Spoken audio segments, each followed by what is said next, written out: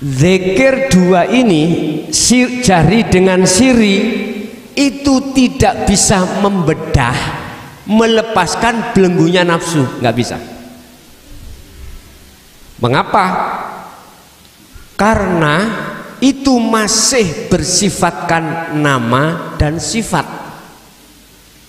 Huwa itu dia.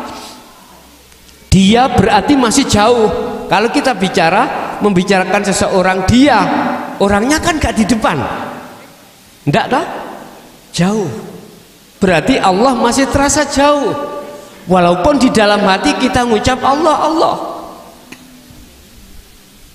Saya katakan sekali lagi, zikir jahri dan siri ini tidak bisa melepaskan ruhaniyah dari belenggunya nafsu, nggak bisa.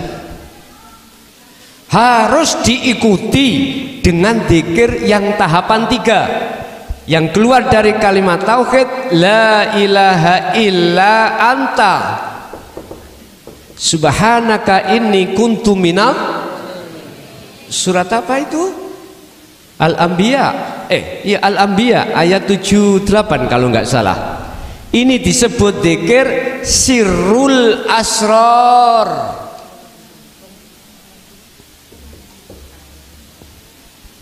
Atau disebut zikir hakiki, di dalam hikam disebut zikir hakiki. Kalau di dalam Al-Qur'anul Qadim, bukan Al-Karim, Al-Qur'anul Qadim itu sirul asrar. Di dalamnya sirul asrar ada 3 pintu. Ya. Apa sih zikir sirul asrar itu atau zikir hakiki?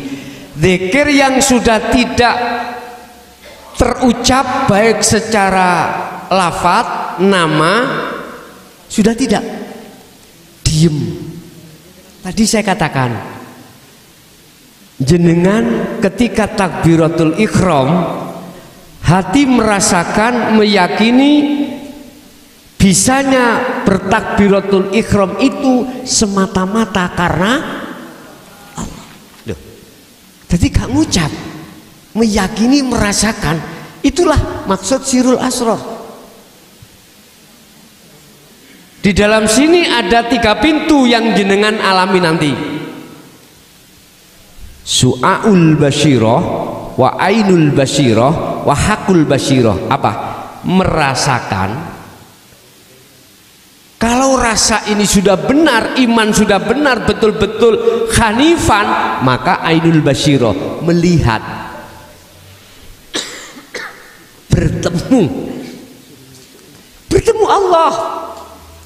Yang Allah kan di dalam dirimu, wa nahnu aqrabu ilaihi min hablil warid. Kata Allah, aku ini lebih dekat dari urat nadimu. Nah, itulah ruhaniyah nanti akan masuk dalam zona atau alam di mana disebut alam musyahadah. Ruhaniyah akan bertemu Allah, melihat. Pos yang ketiga, hakul basyirah, menyatakan, bahasa menyatakan sudah tidak ada lagi di dalam hati panjenengan kecuali hanyalah Allah. Diri jenengan ya sudah tidak ada, sudah fana. Jadi untuk membebaskan belenggunya nafsu, jenengan wajib melaksanakan zikir sirul asrar. Apabila zikir ini didorong dengan zikir sir, nggak masalah, silahkan. Yang terpenting sirul asrar jangan sampai terputus. Surat Al-Baqarah ayat 256 tentang zikir sirul asrar. Wa man kana yarju liqa'a rabbi falyamal amalan sholihan. Mohon maaf, wa may yakfur bitaghuti wa yu'min billah faqad istamsaka bil urwatil wuthqa lam fisama laha. Jangan kau lepas tali Allah itu. Kalau tali Allah kau lepas seperti ini,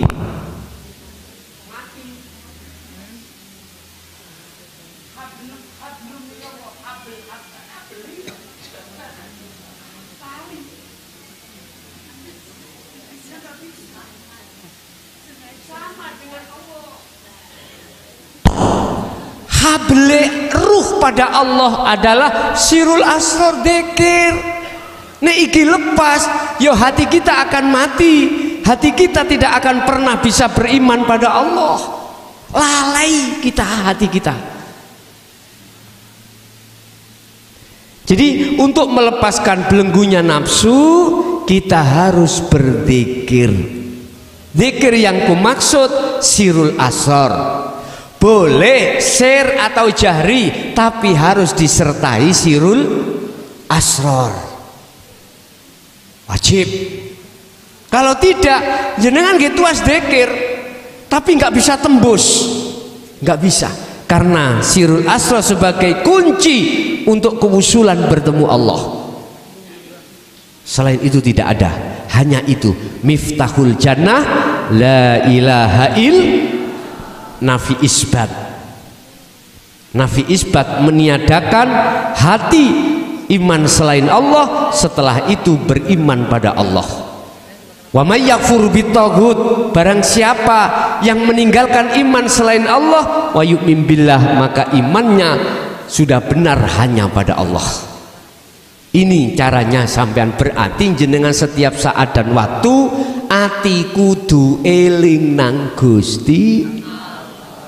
Maksudnya eling, hati merasakan apa yang muncul dalam diri kita semata-mata datangnya dari sing gerakkan Allah, napas yang mengeluarkan Allah, mata melihat yang melihatkan Allah, telinga mendengar yang mendengarkan Allah, lesan berucap yang mengucap adalah Allah, semuanya Allah.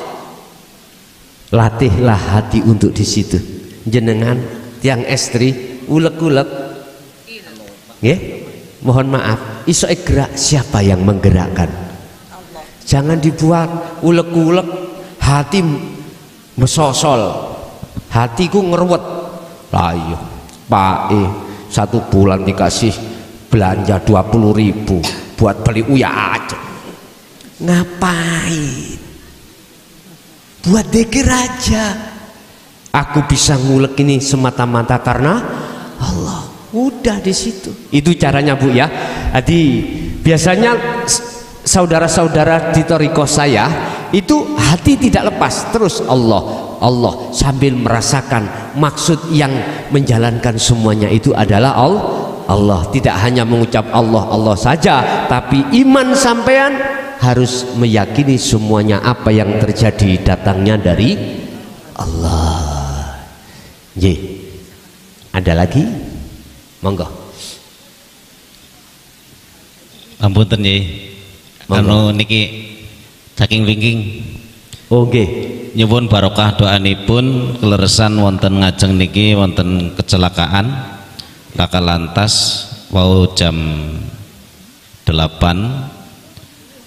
Nggih. Lan ucapan bela sungkawa saking kita sedaya sing jamaah, dan muga-muga jenazah niki saged segera dipun angkat. Niki leresan sama niku dereng saged dipun angkat. Dengan dongaken soleh pas acara menika di depan itu ada kecelakaan ngaten. Dan saya Bu Yai. Nggih. Terus putih panitia. Terus tolong tadi ada yang dikirimi Fatihah ya. Okay. Tadi yang didoakan tadi dari keluarga ibu ya. Tadi catatannya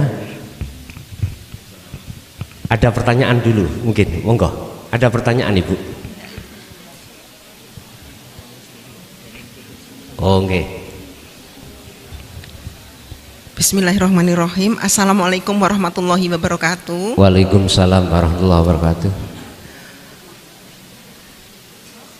Pertanyaan yang akan saya sampaikan kepada Gus adalah ketika kita telah berhasil menghadapkan wajah ruhaniyah itu kepada wajah Allah, ya. Mohon difahamkan ketika telah selesai melaksanakan sholat, biasanya kita kan bersalam, kemudian kita memohon supaya kita akan assalamualaikum ridhoka wal jannah. Kemudian yang kiri, ke kiri. Mohon dijauhkan dari api neraka. Nah, ketika kita sudah bisa selalu melatih untuk bisa melihat bersama Allah begitu dalam sholat, apakah itu masih perlu dilakukan gitu? Ngoten nggih? Nggih. Matur nuwun. Wa man kana yarju liqa rabbih falyamal amalan sholihan. Barang siapa yang ingin berjumpa pada Allah, ada dua syarat yang harus dilakukan. Pertama adalah falyamal amalan sholihan. Al-Kahfi 110. Ya. Al-Kahfi 110. Yang dimaksud amalan solihan di sini adalah perilaku ruhaniyah yang tetap memegang tali Allah, yaitu zikir. Setiap saat dan waktu ruhaniyah hati kita harus selalu berzikir, mengingat pada Allah atas segala apapun yang terjadi, semata-mata karena Allah. Jenengan alim, bukan alim jenengan. Mengapa harus kau rampas sifat alimnya Allah? Kita gerabak. Kita alim ilmu apa? Ilmu Quran, ilmu hadis,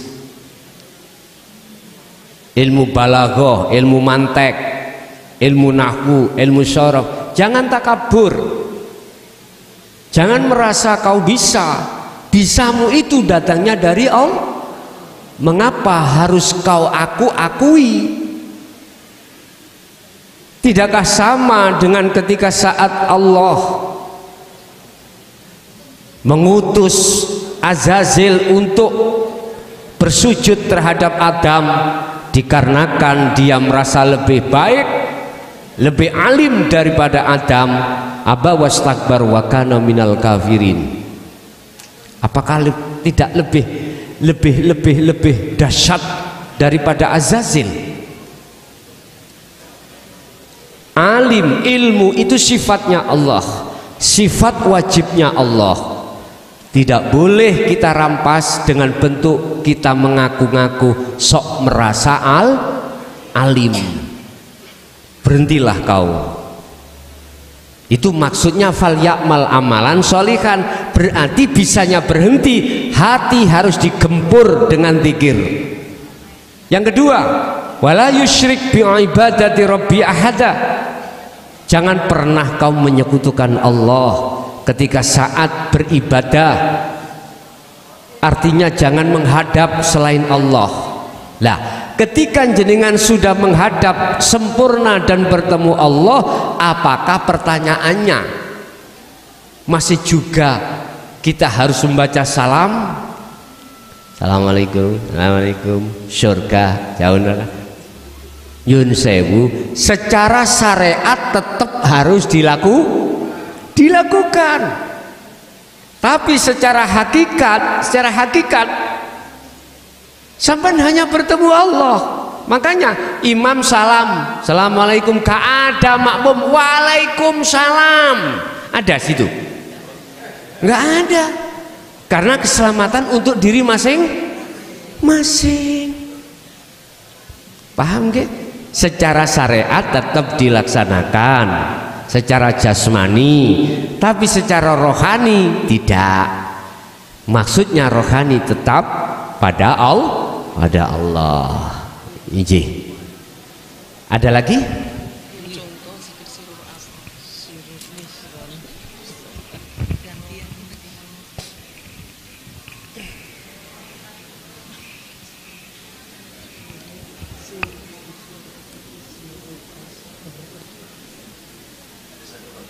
Monggo, ada satu lagi. Satu kali lagi Pak nggih? Oke.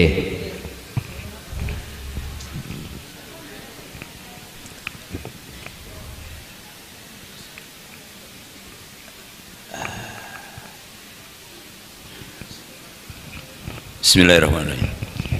Saya sesungguhnya bukan pertanyaan tapi lebih kepada pandangan saya lihat yang terjadi di masyarakat, khususnya masyarakat muslim.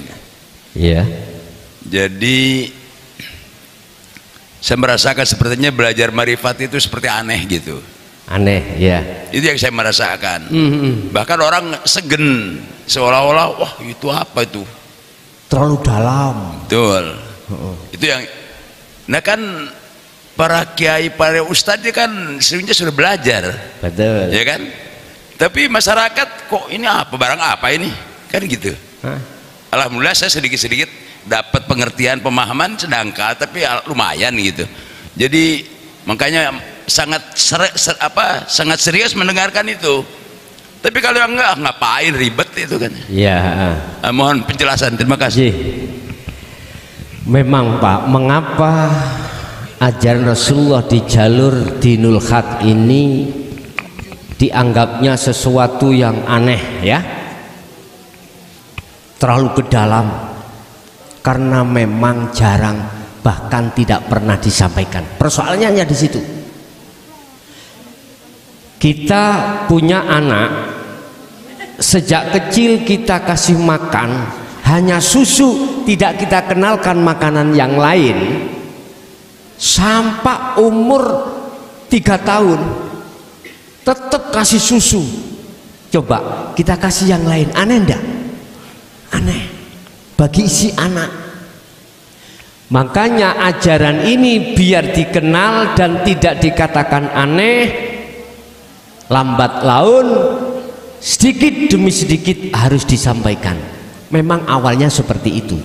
Alasannya aneh itu mungkin pertama karena memang jarang-jarang, bahkan tidak pernah kita dengar. Yang kedua, para kiai, para ustadz yang masih di hukum syariat itu menganggapnya itu sesuatu yang tidak mungkin. Kalau tidak dzurriyyah Rasul nggak bisa, kalau tidak nasab wali nggak bisa lah gitu toh. Mohon maaf, selama 53 tahun saya buka di dalam Al-Quran tentang kekasih Allah, tentang untuk bertemu Allah, itu nggak ada sama sekali yang menjelaskan harus ada ikatan dengan nasab, ikatan dengan dzurriyyah, harus keturunannya wali, enggak. Di situ hanya berkata abdun. Kalau tidak abdun, man berarti nakiroh, umum. Abdun itu hamba, man itu barang siapa yang digendaki. Yahdillahi mayyasha, memakai bahasa man, tidak ada unsur nasab atau dzurriyyah atau barang siapa yang digendaki Allah sampai, mesti sampai. Terus siapa tanda-tandanya yang digendaki itu? Sama sekali tidak membahas tentang dzurriyyah, tidak membahas tentang nasab, tidak membahas masalah keturunan, enggak. Walaupun kita keturunan wanita nakal, bila mana betul-betul wa anibu ila rabbikum, dialah dia. Walaupun kita keturunan orang pendosa, mohon maaf, jikalau kita betul-betul mengikuti Rasulullah, pasti dialah tanda-tanda yang dikehendaki. Tidak melihat dari sisi nasab, Pak. Enggak, biarlah di luar sana gegeran nasab ya, gegeran nasab di luar, biarlah gegeran nasab. Sibukkanlah jenengan hanya bagaimana untuk bertemu Allah. Jadi itu Pak, oleh karena memang kita menganggap tabu beberapa alasan tersebut. Makanya saya belajar untuk menyampaikan di tengah masyarakat mulai tahun 2000 dulu sampai tahun 2023, berarti 23 tahun sudah saya menyampaikan hal ini biar dikenal sedikit demi sedikit. Sekarang sudah di medsos Pak ya, banyak kiai-kiai akhirat sudah menyampaikan tentang tauhid, ngeten. Tidak hanya saya, nggih. Parang setunggal malih Gus. Parang Bu, Pak. Oke, monggo. Nyuwun ngaten, nyuwun dipun fahamkan tentang zikir sirrul asrul kalau mau mewakili sedaya ingkang rawuh contonipun menapa mengimani menapa kedah ada yang disampaikan digumamkan atau bagaimana itu? Ngoten nggih. Oke. Di dalam sirrul asrar ada 3 pintu. Pintu pertama disebut su'aul basyirah, yaitu merasa. Rasa itu adalah iman. Yang kedua adalah ainul basyirah. Ainul basyirah itu bertemu atau melihat. Ketiga adalah hakul basyirah, menyatakan. Oke, kita bahas satu persatu. Disebut sirrul asrar secara lugot. Di dalam rahasia ada beberapa rahasia lagi. Jenengan melihat udara itu sudah rahasia. Tapi di dalam udara ada yang lebih rahasia lagi. Itulah Allah Subhanahu. Oke. Hati kita harus masuk di pos pertama dulu. Ainul basyirah. Maksudnya merasa. Apa sih merasa? Meyakini bahwasanya munculnya ISIS, bukan ISIS itu loh ya, dingin nile. Kita tidak boleh melihat anginnya, tapi hati kita harus beriman hanyalah Allah. Walaupun kita belum bertemu, kita masih mengimani semuanya karena Allah. Itu maksudnya su'aul basyirah atau merasa. Itu dilakukan tidak hanya di dalam gerakan sholat saja, tetapi di luar aktivitas sholat harus dilakukan. Wadhkur isma rabbika bukratan wa asila. Pagi sampai sore Rasulullah beraktivitas apapun, hatinya itu berzikir. Paham ya? Udah. Ketika kita sudah mengasah rasa atau iman, nanti Allah yang memberikan biji, nilai sendiri. Sudah dianggap cukup oleh Allah, ruhaniyah sampean merasakan mengimani terhadap Allah, maka dipindah terhadap ainul basyirah. Apa? Melihat, berarti bertemu. Syaratnya bertemu, la yarawna li anfusihim syai'an. Pertama, jenengan iki fana. Jenengan merasa sudah tidak ada. Jenengan sudah tidak merasa yang melakukan. La yarawna li anfusihim syai'an. Apapun yang terjadi pada diri jenengan, jenengan sudah tidak merasa jenengan yang melakukan. Bal yusyahiduna annal fa'ila huwallahu ta'ala. Justru di dalam hati sampai muncul menetapkan hakul basyirah, keakuan Allah yang melakukan, bukan keakuan kita sebagai manusia. Itulah yang disebut nafi isbat, sudah menghilangkan selain Allah dalam hati jenengan, kemudian muncul keakuannya Allah. Lah, itu masuk di dalam zikir yang nomor 4 nanti. Di dalam surah Al-Anbiya ayat 25 tentang la ilaha illa ana. Kalau anta itu kan dekat, anta kamu dekat. Ada 2, ada saya roh yang melihat, ada Allah yang dilihat. Berarti masih ada 2, belum ahad. Ini diteruskan lewat zikir tadi.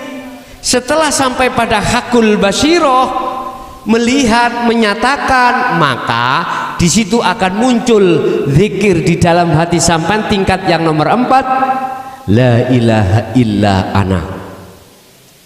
Muhammad, wa ma arsalna min qablika mir rasulin illa nuhi ilaihi annahu la ilaha illa ana fa'budun. Sudah enggak bahas Allah, huwa, anta, tapi ana. Ana itu saya. Tapi saya bukan saya makhluk. Sayane itu Allah yang berkata. Artinya Bapak Ibu, ana akan muncul dalam hati jenengan manakala jenengan sudah tiada, artinya sudah kefanaan diri Anda. Akhirnya yang melakukan semuanya itu adalah Allah. Muhammad, aku tidak mengutus utusan sebelummu termasuk dirimu, kecuali harus menjabarkan surat Al-Anbiya ayat 25, la ilaha illa ana. Jabarkan terhadap umatmu. Ya ini loh Pak yang dikhawatirkan oleh ulama-ulama akhirat. Mengapa selama ini tidak berani menyampaikan la ilaha illa ana? Takutnya nanti menjadi fitnah di tengah masyarakat, sehingga menganggap, betul kata Abah tadi, mengapa dianggap tabu hakikat makrifat? Karena nggak pernah diajarkan. Kalau nanti ini sudah sering diketahui, diajarkan, lama-lama seperti kita melakukan di syariat, terbiasa. Sholat nanti kita terbiasa, nggak usah menunggu, disuruh berangkat sendiri. Paham ya? Kembali kepada niki wau. Jadi inilah tahapan-tahapan merasa berarti iman dipraktekkan setiap kondisi apapun. Dengan cara begitu nanti Allah akan memindah roh sampean iku ke alam melihat, tempat melihat, bertemu. Syaratnya bertemu jenengan nanti sudah kefanaan diri Anda dan selain Allah di dalam diri Anda. Akhirnya muncul Hakul Basiroh menyatakan keakuannya Allah, semua itu yang berperan. Ngaten nggih? Oke. Cukup Bapak Ibu, matur suwun, terima kasih semua atensi. Di sini ada beberapa arwah yang harus kita hadiahi Fatihah. Beliau adalah termasuk Mbah Buyut atau keluarga-keluarga dari Bapak Ibu yang mewakafkan masjid. Semoga barangkali ada kesalahan terhadap beliau-beliau diampuni oleh Allah. Andai kata alamnya itu gelap, mudah-mudahan diterangi Allah. Andai kata sudah terang, semakin diterangi oleh Allah. Ila hadratin Nabil Mustafa Rasulullah sallallahu alaihi wasallam wa ala alihi wa azwajihi wa dzurriyyatihi wa qurabatihi wa ali baitihi wa ashabil kiram wa ila jami'il anbiya wal mursalin wal awliya wa syuhada wa salihin wa tabi'ina tabi'ina salihin wa ila abaina wa ummatina wa azdadina wa masyaikhina wa auladina wa azwajina wa dzurriyyatina wa ahli baitina lahumul Fatihah. A'udzubillahi minasyaitonir rajim. Bismillahirrahmanirrahim. Iyyaka na'budu wa iyyaka nasta'in. Khususon ila jami'il arwah Bapak Muha, tolong dibantu membacanya. Khususon ila jami'il arwah Bapak Muhammad Zahlin Sugro wa Bapak wa Ibu Sudarwati wa Bapak Ita Mustamita lahumul Fatihah.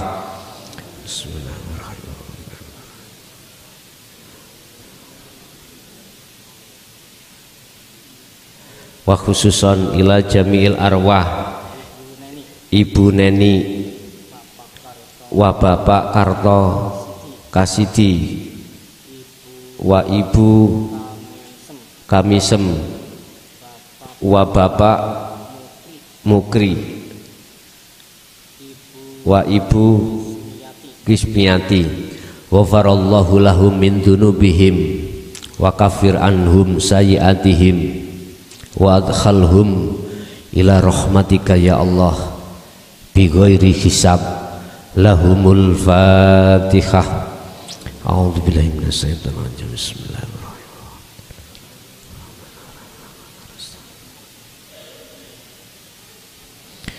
Allahumma sholli wa sallim ala sayyidina Muhammad wa ala ali sayyidina Muhammad. Alhamdulillahi rabbil alamin. Allahumma sallimna wal muslimin min afatid dunya wa adzabil akhirah. Allahumma ja'alna auladana wa dzurriyyatina wa ahli baitina min ahli syuhudika ya Allah, wa min ahli ta'atika wa dzikrika wa ma'rifatika ya Allah. Ya Rahman ya Rahim ya Fattahu ya Alim, iftah lana bifutuhil alifin wa ilaihim, nawwir qulubana binuri hidayatika wa ma'unatika wa rahmatika wa syafaatika wa ma'rifatika, khususon ila jamil arwah al-madhkur. Allahumma ighfir lahum warhamhum wa'afihim wa'fu anhum wa kafir anhum sayyi'atihim ya Allah, wa adkhalhum ila rahmatika ya Allah bi ghairi hisab. Yassir lana ya Allah, yassir lana fi kulli umuri wa afina fid dini wad dunya wal akhirah. Rabbana atina fid dunya hasanah wa fil akhirati hasanah wa qina adzabannar. Wa sallallahu ala sayyidina Muhammad walhamdulillahi rabbil alamin. Lahumul Fatihah. Bismillahirrahmanirrahim.